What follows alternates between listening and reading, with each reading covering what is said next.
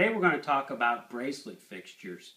There's several different types of bracelet fixtures, and I found two of them over the years. And I'd like to show you my version of each. One I think is considerably better than the other, but you can decide. So let's take a closer look.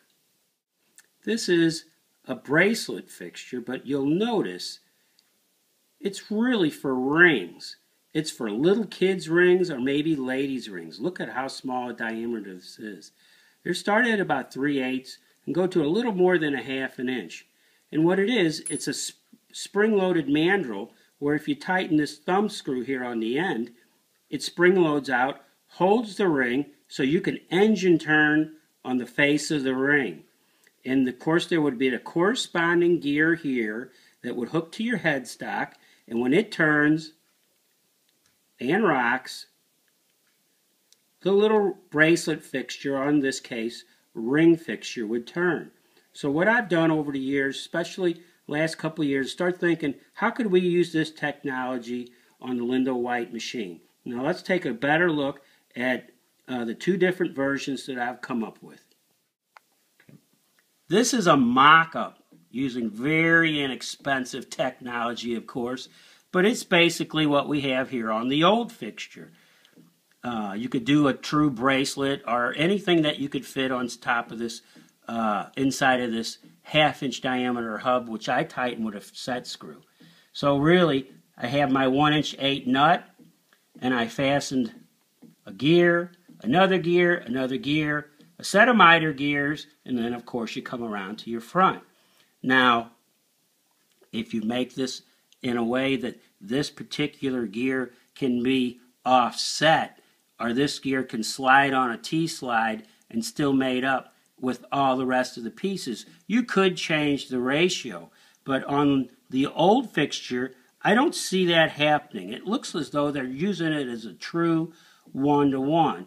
In the other fixture I'm going to show you, the ratio can be changed very easily. But at any rate, this is a very low-end mock-up, but it works fine. I've actually put several different parts on here, and I've made a cut. So even though this only took less than $25 to make and maybe 6 hours of time, it just goes to show you you can make a fixture or bracelet fixture with any types of materials, and it is good and sturdy. It's not moving, even though it's just made out of wood and these inexpensive gears. So let's take a look at the other one, and that'll round out our pictures of different types of bracelet fixtures. Now this is an antique bracelet fixture. It's hard to say how old it is. All the screws are non-standard, so it's probably before the 1920s or before the teens. And it's probably for a pretty hefty machine. If you'll notice the bottom, there's a slide on the bottom. And the reason there's a slide with the two adjusting screws is that this whole piece assembly slides in and out. And you can put different diameter gears to change your ratio. So this is definitely going to change the ratio. This is a 60-to-20, which is pretty significant. So using the same ideas they had over there, except for on this one, of course, they're using a miter gear. And with just having the two pieces of cast iron here, there's not a lot of parts, but it's very beefy and very, very rigid and very well made. So I've taken this basic idea and I've made it into a new and a little more user-friendly fixture. And of course I'm using the Lindo White machine with a 1'8" spindle, but I've tapped the center line hole that's in here, and as you can see, it's nice and smooth. The key on this particular fixture is you want very little or no movement. Now here you're just getting a couple thousandths here. You're getting nothing here. And this is what counts. You want no backlash on this part of the assembly. And I'm using a 24 bump rosette on a 3-to-1 ratio. So I only have 4 bumps on my part. What I've done is I've used the Linda White expansion chucks as my chucks. So it's great for doing small projects like this oversized toothpick holder. I have an 1.25" hole in the middle. I'm holding it from the inside.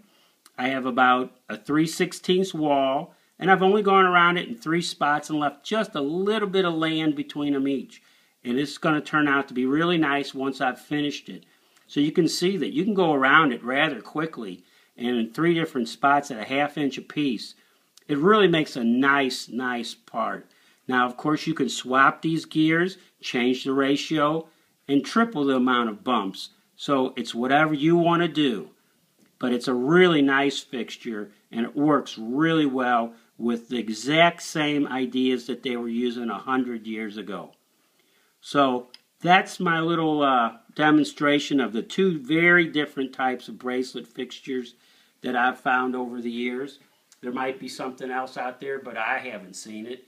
But this particular one is mocked up in aluminum, and I think that would probably be good enough. It doesn't have to be cast iron or steel. You're only going to go about 4 or 5 RPM a minute, and it's nice and slow, so a few drops of oil would work.